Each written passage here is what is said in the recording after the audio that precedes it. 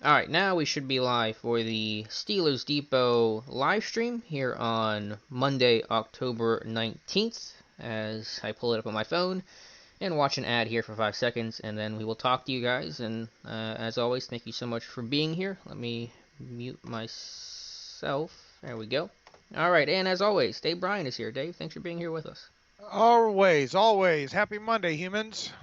All right, again, if there's any issue with audio stuff, let me know, but I think we should be okay. I know my audio probably sounds worse than usual because I'm still waiting on a new headset because my headset last week broke. Anyway, let's get to your questions right away here, and we start off with David O., our own David Orchena. Hi, Alex. Question on the opening drive. It sure looked to me that Denzel Ward had Washington in his grasp with the ball in the air. Don't think all 22 is out, but was it a close call or a blatant miss? The all 22 just came out a few hours ago, David. That play you're referring to was on that corner route. Do you know what play David's referring to, Dave? Yeah, I do. It was close. I haven't look, the all 22. It's not like you get a really close up on it, but and I've made it through, I don't know, about 20 or so plays or whatnot, and it didn't stick out to me. Okay, yeah. So overall, I'll look at it again before we record on Wednesday. and David also is asking about the Ebron push-off call and the Hayden DPI. The Ebron was a terrible call, I thought. Ebron barely touched the guy, but that is very ticky-tack, is the phrase you used, Dave. And the Hayden, which I think was officially illegal contact, was obvious because Odell ran a double move, and had Hayden not done that, that's an easy 6 for Beckham Jr. Mm-hmm. Haters MD, hello Alex. It's interesting that we haven't heard much Tomlin criticism lately. Perhaps it really only does come out when we're losing. Would be interesting to get your take. I think you're right. I think obviously the way it goes for a lot of head coaches, save for some of the elite guys like Bill Belichick, usually the credit gets put somewhere else in winning, and then the blame goes squarely on the head coach's shoulders when things go south. So I think that's just commonplace through most fan bases. It's been common with Pittsburgh, the Cowher days. I'm sure at some point in the Knoll days it happened as well. Back in '69 when they went 1-13 that year, they probably were rolling their eyes saying same old Steelers. So I think that's just a function of how most fan bases work. Results bias. You said it much more succinctly than I ever could, and I think you're right about that. Mark Leslie, this will be a nice way to end my birthday. Happy birthday, Mark. Thanks for spending it with us. There you go, Mark. Happy birthday. Mutated Genome, as always, is here in the chat. He says, yes, Derrick Henry is a beast, but so was Saquon Barkley, and so was the Browns' rushing offense. Does the Titans' blocking scheme provide a unique challenge that the Steelers may have trouble handling? I haven't watched the Titans yet. I don't know if you have, Dave, but it will be a challenge. But as you pointed out, I think you're right to do that. We said that could they stop Barkley? They did. Could they stop the Browns' rushing attack? They did. And so Henry will certainly be a challenge and a unique one specific to him. But the Steelers' run defense, to me, is the best unit in football. And look, here's a different kind of challenge here. I mean, this Derrick Henry, and obviously the Steelers didn't get to face Nick Chubb. Chubb missed that game, but boy, the Chiefs are just running the ball on the Bills. I don't know why they signed Le'Veon Bell. What's the score there? They just scored a touchdown. They're going up. Looks like it'll be 20-10 now. But back to Derrick Henry. The guy's just you'd call it the a planet theory type of guy. He's got speed and power, and I mean, you look at him. He's built like a thoroughbred horse, man. I mean, physical runner, and I think the difference with him, he can wear you down as games go on. So yeah, you got to stop the run early with him, and then you don't want to get in close ball games with him because they'll continue to feed him the ball, and he'll continue to punish you especially if he gets in that secondary and all too. And you saw what happened against the Texans late in that game yesterday.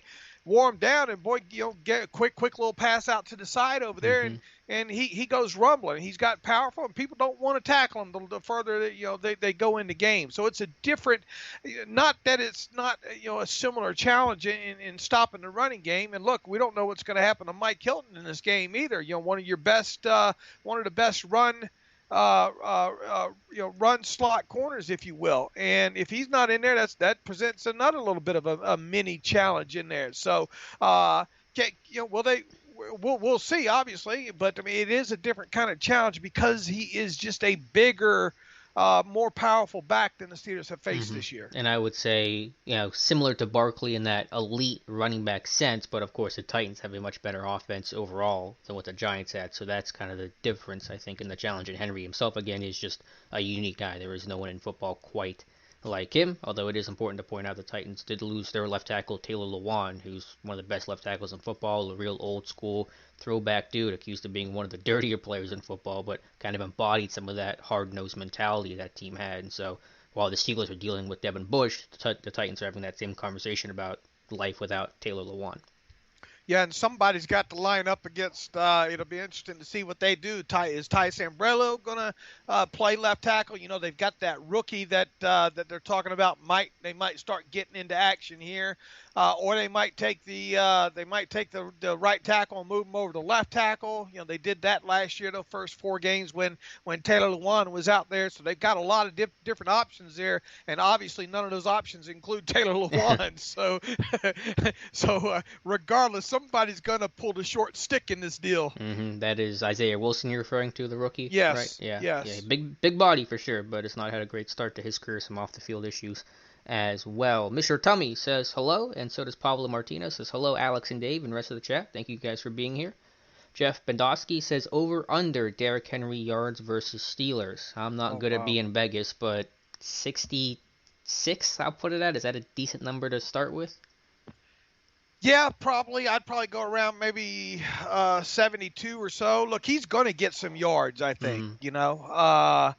Boy, if you keep him under the number that you just mentioned there, what a phenomenal job that. It all depends. Can you jump on top of him? One of the big things in this game against the Browns is jumping on them, and even though they credit to them, they still tried to stick to the run. They tried to stick to the run a little bit too long. Heck, they even tried to stick with Baker Mayfield probably a little bit longer than they should have there. But once again, you got to try to take the running game out of the equation there, and once you do that, you make them a little bit more one-dimensional. You can let your edge rushers just pin their ears back and go. And we saw some of and Alex and I talked this morning on a podcast that you saw some of the Browns' kind of biggest runs, if you will, just by the Steelers saying to heck with the run. We want to get after Baker here and kind of ignoring setting the edge and all like that. And that, that's going to tend to happen when you have big leads like that and all. So I think that's a fair number you threw out, Alex. Yeah, it'll be interesting to see what Vegas puts it at later in the week. Dennis Sheridan, always a friendly face in the chat and in the comment section on YouTube. Hey, Alex and Dave, despite the Devin Bush injury, should fantasy football players sit Derrick Henry for Sunday, or does Vrabel expose a weakness and we get clobbered for 200 plus? I mean, those are two different extremes. I'm not the best at fantasy football advice, but I think it's awfully tough to sit a guy like Derrick Henry unless you have some really good options in an 8-team league, for example. So I think he's basically in that must-start kind of category. Mm-hmm. Hard to sit him because of look, even if they get even if they don't score much, who's most likely to if they run the ball in, it's probably going to be him. Do they still only have 2 running backs on the roster? Is it still him and like Darrington Evans? I think. I haven't looked at their depth chart. I mean, it's Henry is just like the definition of a feature back. They barely have any other running backs on the team, it feels like. But, maybe Henry scores a 1-yard touchdown. Maybe he does something in the pass game as he did in OT yesterday. So, unless you're just in a really good place, roster-wise, then I think Henry's a must-start. And I know my fantasy teams are hurt. I'm in a 20-team league, and I just lost Raheem Mostert again. So I'm starting, like, Jalen Samuels over here. It's getting pretty rough in one of my leagues. They got don't they have like McNichols over there, and doesn't he? It goes from Henry with 123 carries to McNichols with 16 is the second most, and then Tannehill's the third leading amount of rushes on the team with 15. All right, yeah, I forgot about Jeremy McNichols over there. Double HH, Steelers are well prepared to handle a loss at inside linebacker. The lessons from our 2017 Shazier ordeal have been burned into the coach's collective consciousness as a possible what-if scenario from 2019 on. I think that's a fair point. Certainly some life lessons learned from the mistakes, responding to the Shazier injury, trying to sign Sean Spence, trying to move Arthur Moats from outside linebacker to inside linebacker, really just overlooking LJ Fort, going in the face of their next man up mentality. So doesn't really solve some of the issues, but I think from a knee-jerk reaction standpoint, I would tend to agree that hopefully they will embrace that next man up mentality more so this time. And Spelaine, as you mentioned on the show today, Dave, had a really good performance filling in for Bush in the second half of that one. Yeah, just keep your fingers crossed. I think it's clear now at this point, 24 hours later here, that he's going to be the next man up. I think he should be the next man up. I don't buy all this talk about people thinking the Steelers got to go outside the organization here, just from the sheer fact of it's going to take that if they what are you going to get? B, how much is going to cost, and how quickly can that player come in and be expected to be your defensive quarterback, if you will. And people just think you just bring a guy in and that's it. But it's taken them a while to get to this point where they have that continuity and people that fully understand where everybody's going to be on the field. The communication aspect obviously has seen its better moments at times, but it's slowly getting better. It should be Spelaine right now, and then we'll see how much they mix in guys like maybe UG3 or Marcus Allen on top of that. So. We'll see. As Alex and I said, I mean, this is a kid that's not going to go to the Pro Bowl, but on top of it, just on the little bit of tape that we've seen from him preseason and now regular season, there, I think his athleticism is underrated just a tad bit. Okay, so look, we'll see. You got to know that opposing offensive coordinators are going to probably try to key in on him, especially in some aspect when it comes to the passing game right out of the chute. So these next couple of weeks we'll learn a little bit more about Robert Spelaine, but he should be the next man up for sure. Who would you, and I know it's a very small sample size, we're trying to make this comparison to, who would you compare Spelaine's athleticism to? I view him in a very similar mold as a Vince Williams, Mark Barron-ish, just in terms of the athleticism. Is that fair, or are you in a different place? Because it seemed like on the show you were closer to an LJ Fort. Yeah, and I am kind of at that. Now, look, I mean, we haven't seen him play a lot of meaningful snaps right now. Still, a lot of the stuff that we have to go on is mostly preseason stuff between the Titans years and obviously since he's been with the Steelers last year, because obviously he didn't have the preseason games this year, but. Just in those few snaps, especially go back to that preseason game against Tampa Bay. I think he just showed a little bit more athleticism in there. He surprised me. I had pretty much written him off, and obviously he ended up getting stashed on the practice squad, and if not for an injury, he wouldn't have got promoted last year. But when he did, he showed his worth on special. Look, he gets down the field too on special teams, does he not? He does, but so did Tyler Medikevich, and he was not a guy. Right. It's a different skill set to go backwards than it is in a line. So if you look at his triangle numbers, they weren't totally awful. Obviously, You'd like to see the 40 to be a little bit better. Someone asked a question. He ran 4.66. Is that correct? It sounds it was very close to 4.7. Okay, yeah. Judas Booth asked the question. I think it was 4.66. All right.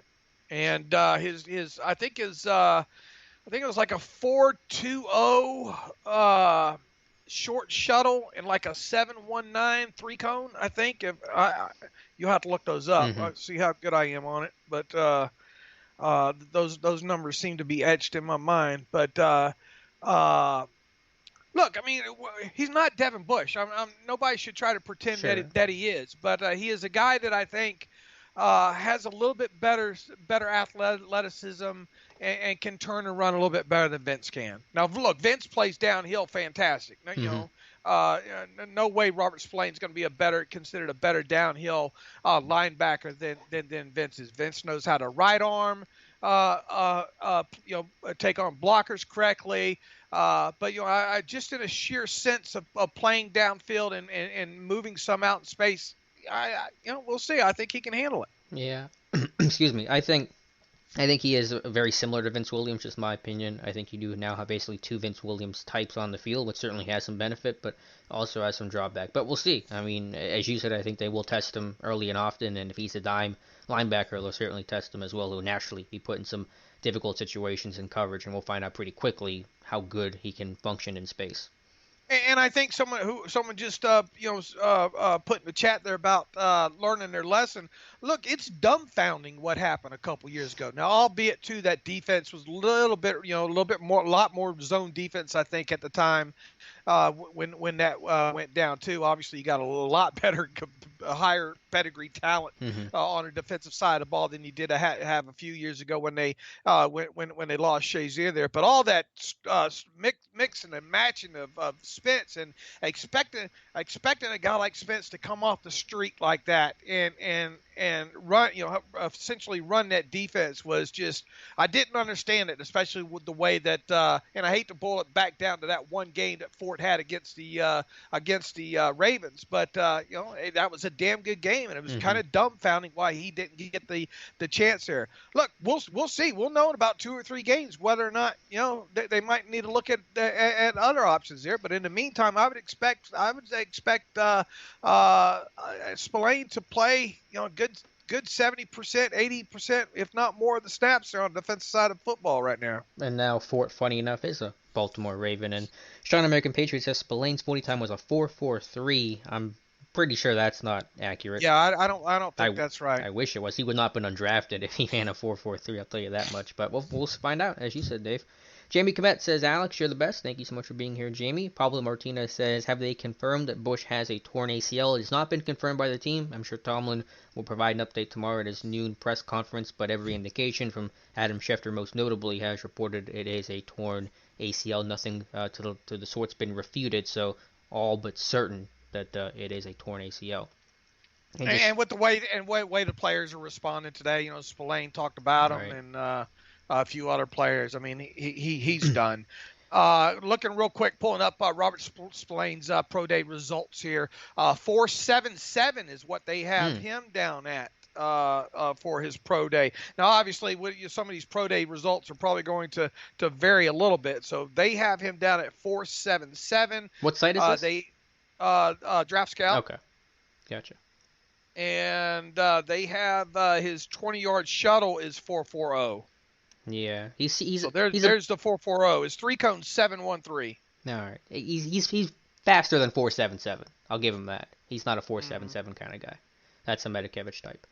But with Bush, hopefully it's not any other ligament damage, LCL, PCL, stuff like that, MCL that may complicate things. Hopefully this is funny clean. To say. Yeah, hopefully it's clean. And the way he was able to get off there makes me, and I'm no doctor, but just watching it over the years there, we'll ask Dr. Mel about it when we get her on the show, hopefully Wednesday or Friday and all. But the way, I've kind of learned in the past that if those guys are able to get up and at least get off on it, maybe it's clean. So we'll see. I don't know, obviously, but just the hope is that he didn't mess anything else up in there. Right. In my very MD expertise, the ACL is the cutting. You can't cut on an ACL. You can walk, not greatly, but you can walk. But cutting is where the ACL really comes into play.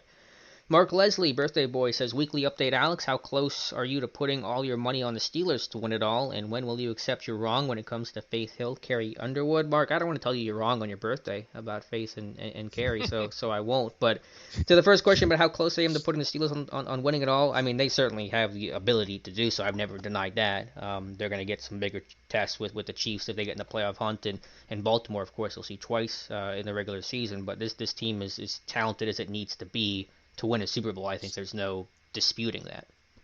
But you want to ball? If I had been on a desert island and no communication, and you come back and show me those adjusted net yards for passing attempt numbers on both sides of the ball there that I posted earlier today on Twitter, I tell you, this is a Super Bowl caliber team. Yeah, what's the number on that again? Do you have that pulled up? I know I tweeted it, and they're impressive numbers. They deserve the eye emoji that you associate it with. But yeah, I mean, I'm sure the numbers for the Cleveland game were one game, but astronomically good. Their offensive number that you and I talked about on the podcast, I think this morning, 7.4. Anytime that number's like 6.8 or better, obviously. Is good to have this offense, especially Ben hasn't had any really monster games outside of being able to throw a couple of touchdown passes, average almost a couple nearly 2 touchdown passes a game, right around in there. To have a 7.4 adjusted net yards per passing attempt number, because that number takes in touchdowns, passing attempts, sacks, touchdowns, interceptions, and yardage on top of it. That's a fine number right now. Defensively, 4.7, third best in the league right now, and that's with a clunker and a half in there, I guess you'd call it, on top of it. So look, the way they played against the Browns, if that's the product that they're going to start putting out there, look out. Their differential is 2.7. I haven't looked what the differential is league wide, but I guarantee it's top 5. And for defense, the number you want is what, 6 and below? Yeah, I mean, ideally like 5.9 or below. Based on that number seems to be trending up a little bit higher, in recent years with offenses and all like that, or and all. So I mean, to have a number, 4.7. Yeah, if you get it below 5.5, you're doing something. Now, look, we still kind of, I like to get to that 6 to 7 game measuring point, because, the sample size and all like that. But even be able to take one heck of a clunker for them right now in these next couple of games for that thing to budge, over, let's say, like the 5.5 mark. So they're in good shape right now. Obviously, you don't want to suffer any more injuries if you can help it there, but this team is in fine shape, as we sit here 5 games into the season. You don't have to do it right now if it's not going to be easily accessible, but do you have the numbers for that, for the 2008 and the 2005 Steelers? I'd be curious just to compare that. I know eras will maybe change that a little bit, but I'd just be curious to know how they stack up to some of the better defenses over the last 2 decades. I'll go to the next question. I'll get them for you. All right. Haters MD says, how much of an impact do you see the loss of Devin Bush having on our defense? I think we explained it. It is a clear loss, a noticeable loss, but not one where we're going to, use that as an excuse for if this defense implodes, but it's certainly a huge loss. There's no questioning that. Soliver 6, hey y'all, was it me, or did it seem like TJ was roaming more in the middle after Bush's injury, or was it just more noticeable because eyes were there due to Bush missing? It's an overfront, they do that quite a bit, maybe a little bit more because Bush was out, but honestly I think it was more circumstantial of facing some multiple tight end sets and fullbacks in the game and some short yardage situations, and so I think it was less about the absence of Devin Bush more so than it was just what they would have done normally. Those are 3 linebacker situations where you have Spelaine still in the game. You would have had Bush in the game had he been available. So I think it was really just you noticing it more because Bush was out. Nero, 2008, the defense 3.2 was a defensive adjusted net yards passing attempt number. Now, obviously that's kind of archaic right now because the game has changed quite a bit. Sure. With fronts and running the football and the fullbacks and all like that. So 2008, I mean, that was extremely low. 2010, it was probably a little higher, I'm guessing. It was 4.3. Yeah, but all right, so they're at 4.7, and just given the era difference, I mean, that probably if you had to do some sort of inflation conversion, so to speak, you're probably around the same from that 08 and 2010 team. So very good stuff there. Nero the King, isn't it strange how we thought the strength of the defense would be the pass defense and the weakness would be run defense? Now we sit here with the best run defense in football. Dave, any thoughts on that comment? I don't know if that we necessarily said that we thought the run defense was going to be bad. Yeah, I think weakness is a relative term where we were saying, well, at least I was saying that maybe there were some questions there, obviously replacing Hargrave at the nose. I had some worries about that, but there was still going to be a good run defense. So I think that's a fair characterization, at least from my standpoint. But whenever I said it might be the weaker part, that's still a very good part of the defense that most defenses would love to have. So it was kind of a first world problems perspective of this defense. Mr. Tummy says, do you think we can limit Henry, and if so, what concerns do you have with the Titans' passing offense? Today we talked about Derrick Henry in the run game. What concerns may you have initially about the Titans' passing attack? I think mostly, look, I mean, they've got some talented guys over there. You see that catch that they, who is it, Brown? Yep, A.J. Brown.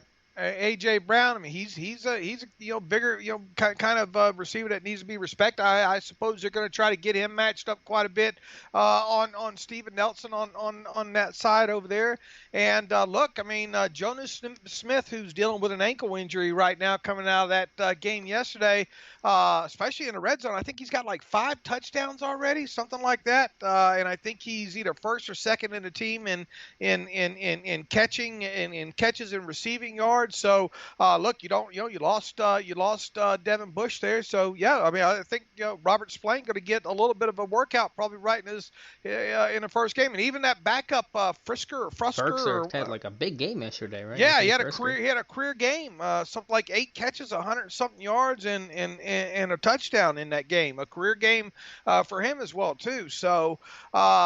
Look, Tannehill, very managed, I think, kind of calculated game. But I mean, he's made some good throws, man. He really has. He has reinvigorated himself in that Tennessee offense there. And hats off to him, because I kind of had wrote him off after he was done with the Dolphins there and all. So look, and a running game will always help a passing game. Yeah, just get away from Adam Gase was apparently the secret sauce for Ryan Tannehill. John Pennington says, how large will tackling be in this game in stopping the run? It is vital, John, that you have to tackle well. You got to have multiple guys to bring Henry down. As good as his defense is, one guy probably won't do the trick, or if you try it, he'll be carrying an extra 3 or 4 yards forward. So tackling, I think, in any game is vital, and especially against Henry in this Titans offense. Look, I don't think you're going to shut him down. I think it's a lot to ask just to shut him down. But I think, obviously, yeah, tackling is going to be huge, and you don't want to have to get where you're having to tackle that guy for 4 quarters. If he's still carrying the ball a lot in the fourth quarter, look out. That's why you want to get a little bit of a lead on him, I think. And I think because I would bet that Henry has a decent success rate running the football, even against the Steelers. I think it's going to set up more manageable down and distances for them on third down. So your third down defense against the Titans will probably look more like a bunch of 3rd and 3s and 3rd and 4s than 3rd and 7s and 3rd and 8s. And can you get off the field in those shorter third down situations versus the Browns having, I think, a lot longer third down situations there. So he's going to have some level of success. It's all about limiting that. Yeah, tackling obviously going to be a big part of it, and I don't want to have to see, especially the guys in the secondary, have to worry about tackling Derrick Henry well into the fourth quarter. Very well said, and I agree. Raymond Santiago, will the loss of Devin Bush possibly hurt the Steelers in a deep playoff run? I mean, undeniably, the answer to that is yes. Bush, not having him makes your team worse. Can you use that as the sole excuse when the time comes? I mean, no. Maybe there's a game where there's a running back, Edwards-Helaire, that just constantly whoops up on Vincent Spelaine, and you sit there and say, man, not having Bush really, really hurts you. But short answer is an obvious one, yes. I mean, this team is worse off without Devin Bush, obviously. Daniel Babar, hello Dave and Alex. If Juju ends the season with mediocre stats, do you believe the Steelers will attempt to negotiate another contract with Juju? I think they'll attempt to negotiate regardless of what his stats are. The question is just a matter of value, and it is interesting to know where his value might be if he does have not a great season statistically because of the number of weapons on this team. But I think, again, another obvious answer, there will be a negotiation, just can you find a price that works given the cap climate that's so difficult right now for this team, for this league. It's going to be the million or millions dollar question. Look, he's going to still, he's going to have his games where he has the 100-something yards still this season and the 6, 7, 8 catches and maybe a couple of touchdowns. So, the best thing about this offense right now is they can spread the football around, and Ben doesn't have to feel like he's got to force the ball anywhere. Is it going to result in Juju not catching 90 balls this year? Yeah, quite possibly so. I mean, he really would have to get on his horse right now to get back on some sort of pace where he's at that. But he could still catch, 60, or 70 balls, I think. He could still have 8, 9, 10 touchdowns, and he could still have 1,000 yards. And if he does, look, it's going to. I still think it's going to take a lot to decrease his overall free agent market value. it all comes down. Look, I think either way they would want Juju back. It's all about market value. It's all about cap space once again. And the only way you're going to prevent him from hitting free agency is to either sign him right out of the chute at the end of the season. We talked about several times, which is really unorthodox for the Steelers when it comes to the higher dollar free agents, if you will, or you're going to have to place a franchise tag on him. And I kind of doubt they're going to want to. I kind of figure they're going to want to stay away from that franchise tag. Look, it's not impossible that he returns, but regardless of what his stats are, but I still tend to lean toward it's going to be incredibly challenging to keep him. Mm-hmm. And actually, I haven't looked at the Steelers' team receiving stats for the season. Juju's still first in receptions, 23. Claypool, Washington tied for second with 17. Juju is still second in yards behind Claypool and still second in touchdowns. Now his yards per target here are very low, 6.9. It's a tight end type number, but interesting to see how that one's going to play out. So there's your Steelers receiving stats. Train rolling by, so I apologize for that. Next question here. MW says, wear him down, referring to Derrick Henry. Tear them knees and legs up like a mouse and elephant. Low shoots legs and ankles, make the big guys nervous. Yeah, DBs are going to have to go low on this guy. You can't go high on Derrick Henry, expect to do anything but to be bounced off. So hopefully it doesn't get to that point where DBs are making a lot of tackles, but if you're against Derrick Henry in space, you're going to have to shoot low. There's no getting around that. Blake Literal says, Dave T gave me so much information. I talked about him to all my friends and family. He will never be forgotten. He really made my day during draft time. Inspirational man. There will never be another. Blake, that's very kind of you to say. I thought Dave had a great kind of eulogy of Dave T. Thomas. For those who do not know, Dave T. Thomas, who was always a special guest on the show during draft season, longtime scout, sadly passed away last week after a battle with cancer. And so definitely our thoughts and prayers go out to his family and to Paul Crane, who was his co-host on their podcast, Scout's Honor. And so thank you, Blake, for that. That's very kind for you to say. Braden Miller says they have Dion Lewis as a backup. I think he's in the Giants with the Giants now. He was with the backup last year, Braden. So as you mentioned, Dave, Jeremy McNichols is the backup in Tennessee. Some more things on Dave T, saying, again from Blake, called the Highsmith pick. I have the screenshot to prove it, and Double HH says Dave Thomas would have been a great guy to talk about football drafts while at a barbershop. Hopefully someone has the gift to fill his big shoes. I think that's very well said, Double HH. And Blake Willie says, finally made it to one of these. Thank you for being here, Blake. It's a conversation about Spelaine's 40 time. Sean Patriot says he was looking at a Post-Gazette article that said Spelaine ran a 4.43. That's why you come to us and not to the Post-Gazette. Jay, we've mentioned the Bush situation, so I think just refer back to earlier in the show, and we'll talk about, we talked about Devin Bush and the impact and who might replace him. Brenton717 says, hey guys, thanks for always being so fast to respond and helpful. Thank you, Brenton. Hello, Blasting Cows. And Brenton also asked, looking forward, what would it take for us to keep either Cam Sutton or Mike Hilton? I assume there will be a strong market for Hilton, maybe less for Sutton. I think that's a fair assessment. I think they can retain Sutton to at least be the starting slot corner for next year, because they've certainly losing both Cam Sutton and Mike Hilton without any obvious in-house replacement would be big shoes to fill. Any thoughts there, Dave, with the Sutton Hilton? It's gonna be tough to keep either one of them. Be honest with you. Sutton, you still think could be too pricey? I think it's gonna be tough to keep either one of them, man. I mean, look, we'll have to see what we're dealing with a variable in this thing that's impossible to kind of work around right now with not knowing what the cap number is going to be. Is it going to be 175? Is it going to be 225? That's a $50 million range there. Now, obviously, I don't think there's many people out there that think it's going to be 225 million. But what if it's a flat cap at 198? At least you're in the right area there. It's still going to make it tough though, and to get these guys to not hit at least test free agency, they either have to be really bottom of the barrel.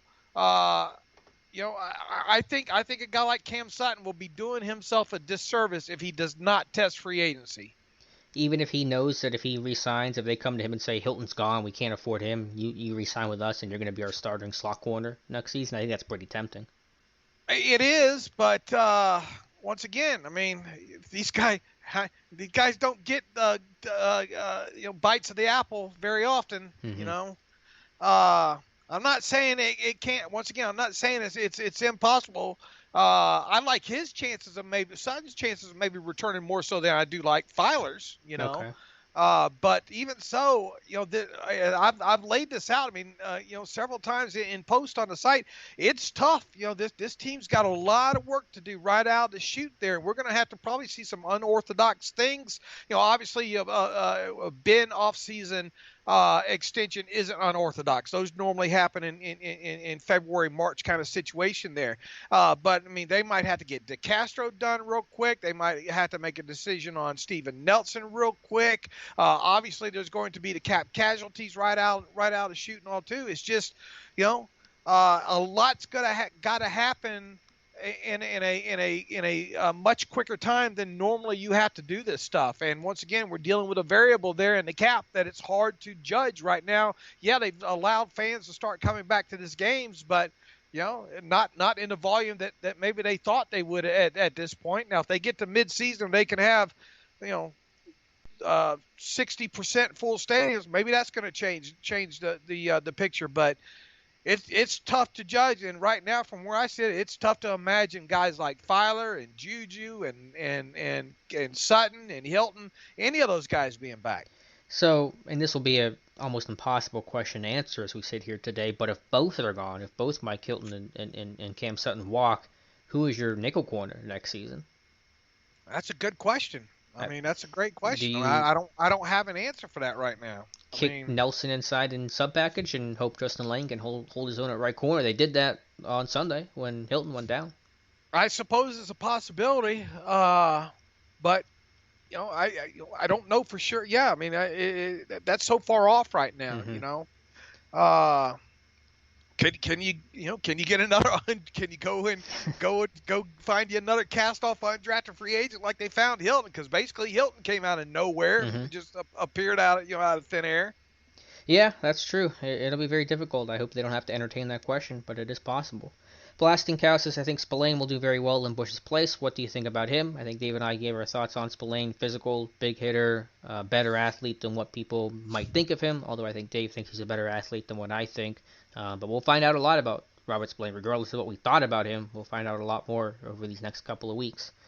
KJ, Look, you got 2 games. Your next 2 games are against quality opponents in the Titans and the Ravens. You are going to, you're going to learn a lot. And both of them have quality tight ends and use those tight ends. And both of them can, both teams can run the football as well too. So you're going to learn not only more about your own defense in these next 2 games, you're going to learn more about a guy like Robert Spelaine slap dab in the middle of that defense. Yeah, I was really hoping that Devin Bush could play Lamar Jackson to slow down some other quarterback run game. I mean, you can still do that with Vincent Spelaine, but it's harder. So that's a big loss too. Some mobile quarterbacks who can run, and Tannehill and certainly Lamar Jackson. K. Jackson, Pittsburgh, with Spelaine coming into the game in relief of Bush due to injury. Do you see more of a rotation with RG3 and Allen to replace the sideline-to-sideline speed? We'll see. Again, it goes back to signal caller too. If Spillaine's going to have the green dot, then do you take him off the field? And if so, then who's calling the shots in those situations? To me, and this is not me saying this is what they're going to do, it doesn't seem like this is what they're going to do, I would put the green dot on Vince. I'm not entirely sure why Spelaine is getting that role over Vince, if that's what ultimately ends up happening. Because Spelaine was the backup, Vince was the starter. Vince obviously knows your defense. He's a very smart football player. What is the compelling reason to give that to Spelaine unless you really just like him that much more on third down?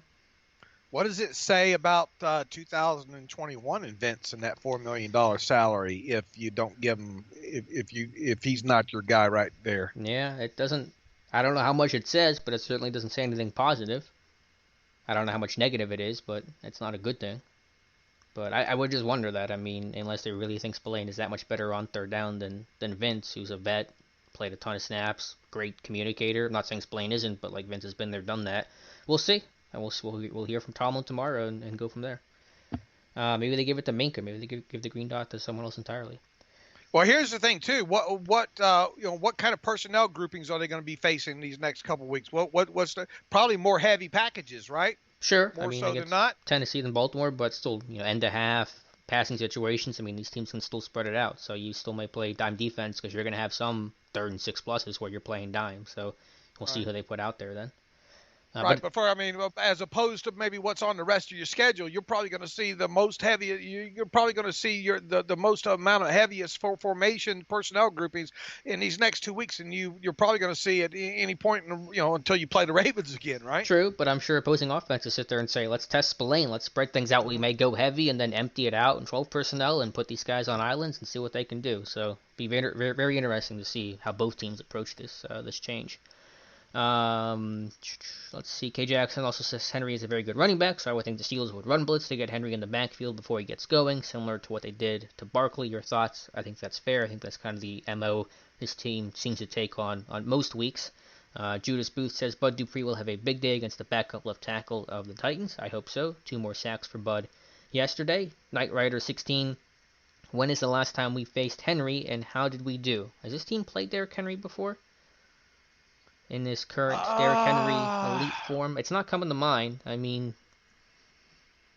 I'll have to look. I can't remember. Yeah, nothing notable at least, but maybe Dave can look that up. MW says Marcus Allen is a little light in the pants to log significant minutes. I like you're saying minutes, like he's a power forward for the Bucks. At inside linebacker, you all agree we're sitting with only 3 inside linebackers on the whole team for the rest of the way. Any outside linebacker on our team that can play inside? Not really. Again, they're going to roll with Spelaine, and Allen can play maybe some more sub-package passing stuff where the weight won't matter as much, but Vince Williams is like 230, and he does not play like he's 230, so I hear your point there, but I think the weight and the size matters a little bit less than it did 20 years ago. 2017, Steelers 40, Tennessee 17. That one got away from them there. And Derrick Henry, because of that, only had 7 carries for 32 yards in that game. I would love to see a repeat of that this Sunday. That is kind of the I'm trying to recall that one in my head there. That was one where they just was that the color rush? No, that was I'm trying to remember, was that the color rush game or not? No, I don't think so. No, it might have been. That was at Heinz. That was a Thursday night game. Yeah, is that the one where they used the sky cam for like the whole game? That might have been, yeah. Yeah, I don't remember that one vividly enough to remember the camera angle, but that sounds about right. And yeah, the score is, so did the Steelers, they got out to an early lead in that one? They got off to a 10-0 lead. What was the halftime score? That was the one where they hit Rashard Matthews with remember that big play? Was that a blown coverage? I think Rashard Matthews, a 75-yard pass, right there, the first play of the second half there. Yeah. And then they calmed down after that, and they just. But it was 16-7 Steelers at halftime. Okay. And then the Steelers poured it on them in the second half. Yeah, get a lead. That'd be the best way to take the Titans out of their run game for sure. K. Jackson, Pittsburgh. Kevin Dawson turning out to be a real steal in the draft. This draft could be one of the strongest in recent years. How do you compare it? And I know it is early. It is early, but the returns have been impressive with Claypool, with Dotson, a little bit of Highsmith as well. McFarland getting some involvement in this offense. So I think we're seeing better and earlier returns than I expected, given the scope of these rookies and the difficult situation they were all obviously in. What about Highsmith sticking out on a couple of special teams plays yesterday? Yeah, I had a great stick on a punt yesterday. Directional punt, well done by Colquitt, and Highsmith stuck him. And James Pierre has had a couple good tackles too. Undrafted guy that might be a little something, which is nice to have in your back pocket. Yeah, he had one over there on the right sideline over there. Yeah, I think he's got 2 or 3 in the last 2 weeks, and so good stuff there. Looking like a pretty good class overall. Who do you replace Spelaine with on special teams? Obviously, you're going to have UG3 up now. Yeah, it's probably him. I mean, there's no guarantee that Spelaine isn't used in some capacity. They scale that back. I'm not quite sure, but he is a really good special teams player. And they had Vince that, for some time did do both. I mean, it's not their preference, but it's possible. We'll see. But I think UG3 will certainly get a hat and have a role on special teams. Judas Booth, are you surprised that Vance McDonald gets so few targets despite lots of snaps? He was one of Ben's favorite targets in 2018. Yeah, just Ebron is the passing receiver. McDonald's admitted that. There are so many weapons on this offense with Claypool, Juju, Washington, Deontay when he's healthy. It's just McDonald's rarely anything more than the 3rd, 4th check down progression. And so that does not lend itself to a lot of targets. And of course, yesterday when you threw the ball 22 times, I think it was, drop back 24, just not a lot of targets to begin with. So that's not a recipe for a lot of targets for your number 2 tight end. Yvonne Santamaria, what's the backup situation with Devin Bush and his backups? It's Spelaine, Marcus Allen, UG3 are the inside linebacker candidates right now. We'll hear more from Mike Tomlin tomorrow on the situation. K. Jackson, Pittsburgh. Hey guys, do you believe that Avery Williamson may be a trade target that would interest the Steelers? Dave said it quicker than I could. I haven't watched Avery Williamson. I know the Jets are, everything's for sale over there, but I don't really see the compelling reason. If you would go after somebody, I think you would get a hyper athlete type like a Jared Davis or Son Reddick. Probably not an Avery Williamson, but I think they're going to see how Spelaine does first, how this defense does with whatever combination they come up with, and then go from there in a week or two. For Jado Telly, Vance McDonald is going to be utilized so good in the big games coming up. I hope so. Let's see. MW, Trayon Bandy got released, but where did he end up in Curtis Riley? Bandy, to my knowledge, is still a free agent, and did Riley circle back with Arizona? I don't know if we know that. If I know. I don't remember hearing anything on either one of those guys. Yeah, not too sure. I think Riley might be back on the street, isn't he? He might be. I know he got cut by Arizona. I don't know if he circled back, though. Mark Leslie, how much does this team drop in quality with the players we will lose next season? Obviously, it's impossible to know who replaces them, but should we be prepared for doom and gloom, or should things be okay? Again, I don't think either one of those is necessarily the answer. When you have Ben, you always have a chance. We'll see exactly who they lose, and as you said, who they replace them with, but as we said at the beginning of the season, you knew this team was going to be as good as it could be this year. It's going to be worse next year because they are going to lose some significant pieces. We just don't know exactly who those guys are, so this is the year to do it. Not to say that they can't do it next year. They certainly could, but this is the season to win. That's the mentality I think I'm approaching it with. I think the mentality you're approaching it with, and probably the mentality this team is approaching it with. George Cool, I can see them sign in for agency or plus someone young with vet knowledge could be vital. Off the street, not a lot of options, George, and probably not someone who's going to come in and call your defense from day one, so I don't really see the upgrade there. Brian, I seen how Spelaine may or will be the signal caller. Wouldn't Vince be a better choice, or is it a positional thing and strictly need that guy in Bush's role to have the green dot? It's not positional. I mean, either linebacker could do it. I'm with you, though, Brian. If it was me, I'd have Vince do it, but maybe they'll go Spelaine. We'll see what they ultimately land on.